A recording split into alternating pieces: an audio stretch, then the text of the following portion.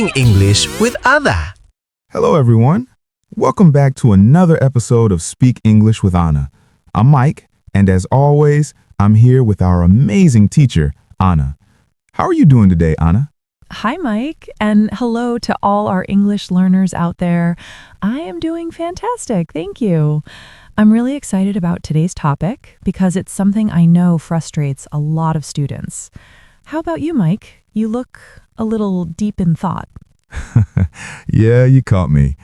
Honestly, Anna, I was just trying to think of a cool way to introduce this episode, but it happened again. What happened again? The freeze. You know that feeling. I have this perfect sentence in my head in my native language. It's funny, it's clever, but when I try to get it out of my mouth in English, nothing happens. It's like my brain has a loading bar stuck at 99%. Oh, I know that look. It's the buffering face. Your eyes go wide, you look up at the ceiling, and there's this awkward silence while your brain is working overtime. Exactly. It's exhausting. I feel like I'm constantly running a translation app inside my head. I take the idea, translate it word for word, check the grammar, and then I speak. By the time I'm ready to talk, the conversation is already moved on. That is such a common struggle, Mike. What you are describing is what I call the translation trap. The translation trap? That sounds dangerous. It is dangerous for your fluency. See, most learners think the problem is that they don't know enough vocabulary or grammar, but the real problem is the process. You are building a bridge between your native language and English every single time you want to speak. That bridge is slow, it's heavy, and it makes you sound robotic. That makes so much sense. So instead of a direct highway, I'm taking the long, scenic route through my native language. Precisely. And today, we're going to break that habit. I want to teach you how to delete that middle step. Wait, really? Is that even possible? I mean, I'm not a native speaker. Can I actually learn to think directly in English? Absolutely. It's not magic, and it doesn't require living in an English-speaking country. It just requires a shift in how you use your brain. Today, I'm going to show you 3 specific steps to stop translating and start thinking in English right now. Okay, I'm ready to delete this translation app from my brain. Where do we start? We start small. Let's get into it. So, Mike, let's dig a little deeper into why this translation trap is actually hurting your progress. I want you to imagine a path. Okay, I'm visualizing a path. Right now, when you want to say something, your brain is taking a detour. You see an object, let's say a cup of coffee. Your brain first thinks of the word in your native language, then it searches your memory for the English equivalent, then it checks the grammar rules of your native language and tries to force English words into that structure. Finally, you speak. Wow. When you put it like that, it sounds exhausting. No wonder I feel like I need a nap after speaking English for 10 minutes. Exactly. You are doing double the work for half the result. It's like trying to run a race while carrying a backpack full of rocks. That backpack is your native language. That makes sense regarding the speed. That explains the lag or the buffering we talked about. But Anna, here's the thing. I don't do it because I want to. I do it because I feel like I have to. What do you mean? Well, if I don't translate, how am I supposed to know what to say? My native language is my safety net. If I let go of it, won't I just be staring at people in silence? That is the biggest myth in language learning. You think you need the safety net, but the safety net is actually tangling you up.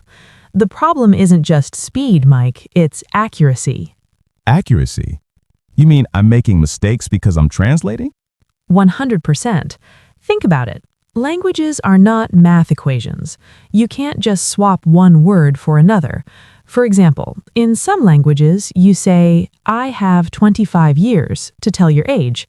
If you translate that directly to English, you say, I have 25 years.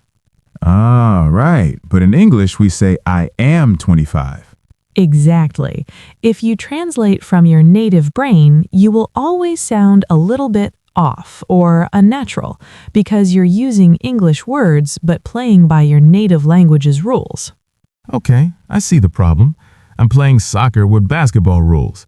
So what is the alternative? How do I bypass the native language? We need to rewire the connection. Instead of object, native word, English word, we want to go object, English word, direct connection. Object to English. Direct connection. Yes, when you see that mug on the table, I don't want you to think of the word in your language and then translate. I want the image of that mug to immediately trigger the word coffee or cup in your brain. That sounds great in theory, Anna, but how do we actually build that connection? My brain is stubborn.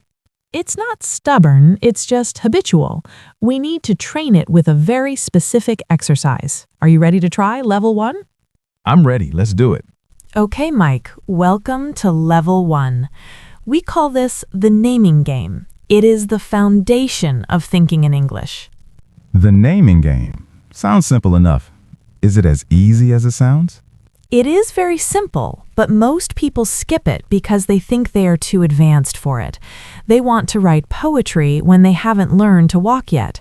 Here is the rule. I want you to look around this room right now. Wherever your eyes land, I want you to say the English name of that object immediately. Okay. Do I need to make a sentence like, I see a camera? No, that is the trap. No sentences, no grammar, no articles like a or the, just the noun, direct identification. And Mike, Yeah. you have to say it out loud. Do not just say it in your head. Your ears need to hear your voice speaking English. Go. All right. Looking around the studio. Camera. Good. Keep going. Don't stop. Looking around. Table. Microphone. Water. Ceiling. Shoe. Faster, Mike. Don't let your brain pause. Look and say, look and say.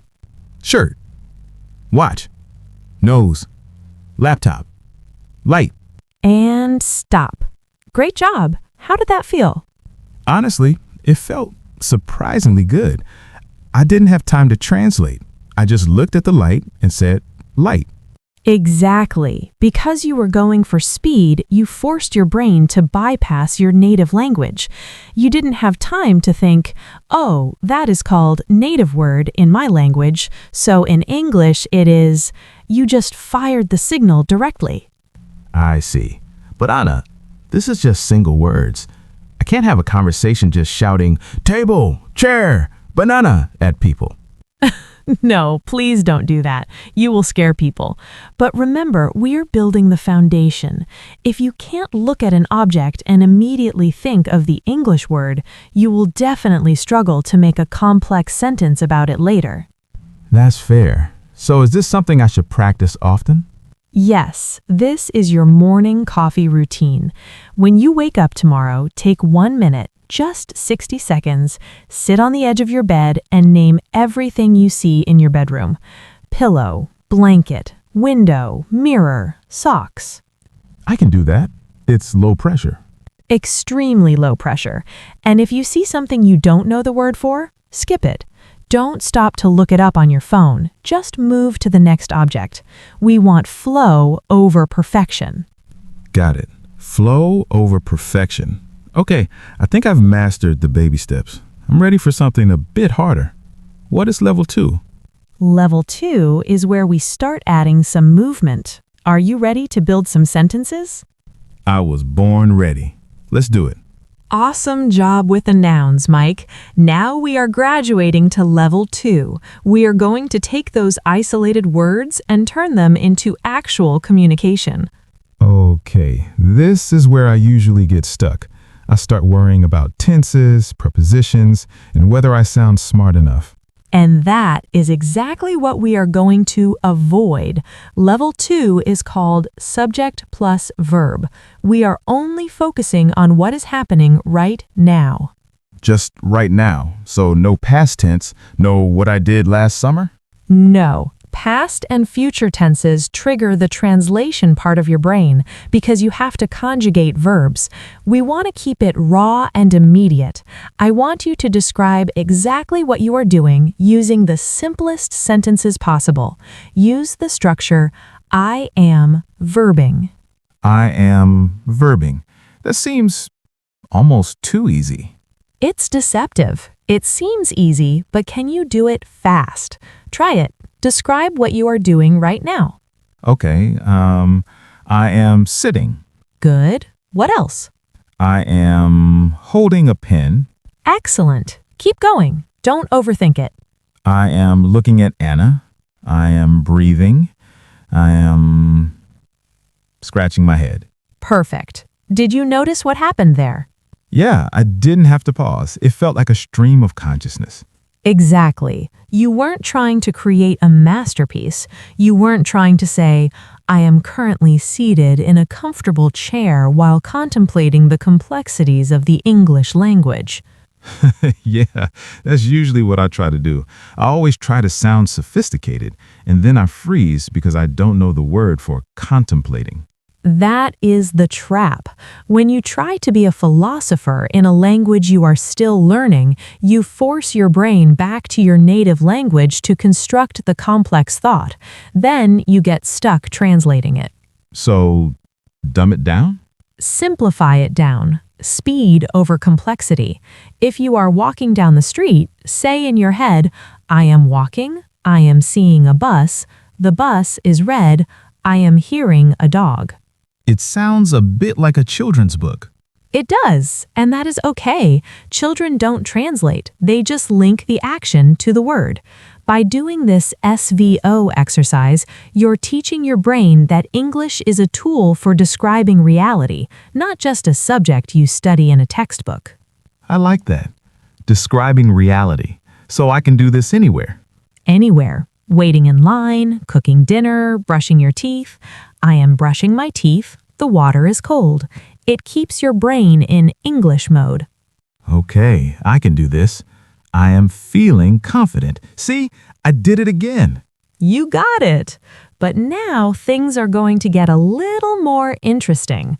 Are you ready to become the narrator of your own movie? Narrator? That sounds intense. Let's hear it. Level 3.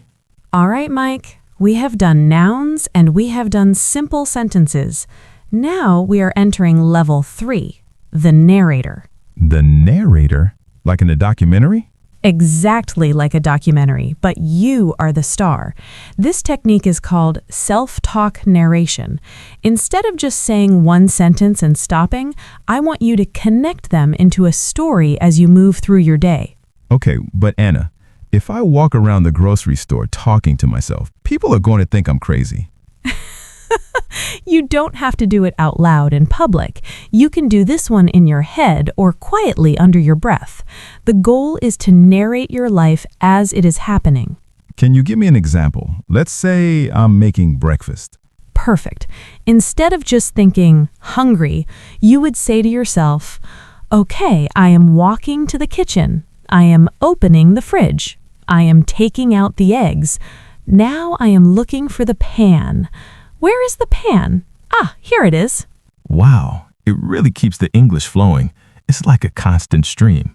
That is the point. It forces your brain to stay in English mode for a longer period. But Mike, I know what you're thinking. I can see the worry on your face. You read my mind. I'm thinking, what happens when I hit a wall? A wall?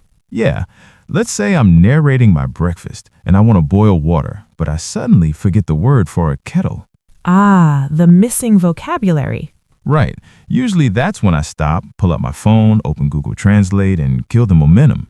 Game over. And that is exactly what you must not do. In level 3, we have a golden rule. Never stop to translate. But if I don't know the word, how can I continue the story?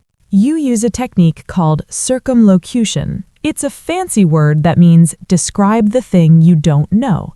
Describe it? Yes, if you don't know the word kettle, tell me what it looks like or what it does. Use the words you do know. Try it. Pretend you don't know the word kettle. Ask me for it. Okay. I am putting water in the metal pot. Good. The thing that makes water hot for tea. Brilliant. Did you see what happened? You didn't stop. You kept thinking in English. You explained your way around the problem. The thing that makes water hot. It sounds a bit primitive, doesn't it? It doesn't matter. Communication is about transferring ideas, not just vocabulary lists. If you tell a native speaker, "I need the thing to boil water," they will hand you the kettle. If you stand there silently trying to remember the word kettle for 2 minutes, you get nothing. That is a huge shift in mindset. I always thought I had to be perfect. Perfection is the enemy of fluency. When you narrate your day, if you see a bird and don't know the name of the bird, just say the flying animal. Keep the flow alive. The flying animal. I like that. It keeps the engine running. Exactly. So combine these. Name objects, build sentences, and when you get stuck, describe your way out of it. Okay, I feel like I have the tools now. But Anna, my environment is still very non-English. My phone, my computer, my friends, everything is in my native language. That is a big challenge, but don't worry, I have a strategy for that too. We're going to talk about creating a monolingual environment. Sounds intense. Tell me more. So, Mike, we have covered the internal techniques, but we need to talk about the external factor, your environment. That's the hardest part, Anna. I step out of my house and nobody speaks English. I turn on the TV, it's in my native language. How can I think in English when my world isn't in English? You have to build a bubble. You need to create an artificial English environment. I call this the monolingual day. Monolingual day. Does that mean I have to ignore my family if they don't speak English? No, please don't do that. You still need to have friends, but you can control your digital environment. Let's start with the thing you look at 50 times a day. My phone? Yes, Mike, tell me the truth. What language is your phone set to right now? My native language, obviously. It's easier. Change it. Right now, go to settings and change the system language to English. Whoa, hold on. If I do that, what if I accidentally delete all my photos or send a weird email because I don't understand the buttons? You won't. You know where the buttons are by memory, but seeing settings, general, display, and notification every single time you unlock your phone forces your brain to accept English as a functional tool, not just a subject. It's passive exposure. Okay, I guess I can try that. It's a small change. It's small, but it adds up. Now for the big one, content consumption. When you watch Netflix or YouTube, do you use subtitles? Always. Usually in my native language so I can understand everything 100%. Stop it. Stop watching? Stop the subtitles, or at the very least, switch them to English. But the goal is no subtitles. But Anna, if I turn off the subtitles, I'll only understand maybe 50% of what they say. I'll feel lost. That feeling of being lost, that is where the learning happens. We call this survival mode. Survival mode? Yes, right now your brain is lazy. It knows that if it doesn't understand the audio, it can just read the text in your native language. It doesn't need to listen. So I'm spoiling my brain? Exactly. You are spoon-feeding it. When you turn off the subtitles, your brain panics a little. It goes, "Oh no, no help is coming. I have to actually listen to the sounds." It forces your brain to work harder to connect the context to the words. It sounds uncomfortable. It is uncomfortable, but comfort is the enemy of growth. Start with something easy, like a cooking video or a tech review, something visual. Watch it without subtitles. You won't understand every word, but you will understand the message, and that is thinking in English. You make a tough argument, Anna. Okay, phone to English, no subtitles on YouTube for 1 week. That is the spirit. Treat your brain like a muscle. If you don't sweat a little, you aren't training. I'm sweating just thinking about it. Good. That means it's working. Now, let's wrap this up. I want to give our viewers a final challenge to take home. Let's bring it home. What's the homework? Wow, Anna. I have to say, my brain feels a little different already. It's like we just did a workout, but for my mind. That is exactly what it was, Mike. A mental gym session. Let me see if I can recap this correctly.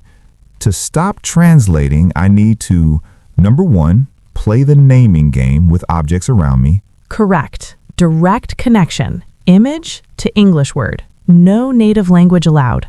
Number 2, build simple subject-verb sentences about what I am doing right now.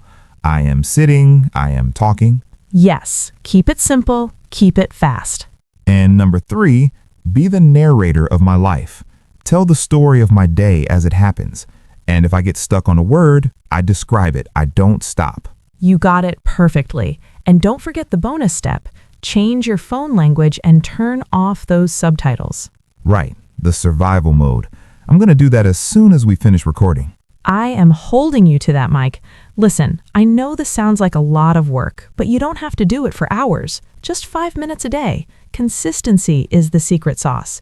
If you do this every day for a month, I promise you that loading bar in your head will disappear. I believe you. I'm ready to try. But what about our viewers? What should they do right now? I have a very specific challenge for everyone watching. I want to see if you were paying attention to level 1. Oh, a test? A small one. Right now, look away from your screen, look around the room you are in. Find 3 objects. Just 3? Just 3. I want you to go to the comments section below and write down the names of those 3 objects in English. Don't think, just look and type. That is easy enough. So if I see a lamp, a cat, and a pizza, Then type lamp, cat, pizza. Prove to us that you are starting to think in English right this second. I love it. I'm going to check the comments later to see what random stuff people have in their rooms. Me too. All right, guys. Thank you so much for watching. If this video helped you delete that translator app from your brain, please hit that like button. It really helps the channel. And don't forget to subscribe and turn on the notification bell so you never miss a lesson with us. We will see you in the next video. Keep practicing. Bye everyone. Keep thinking in English.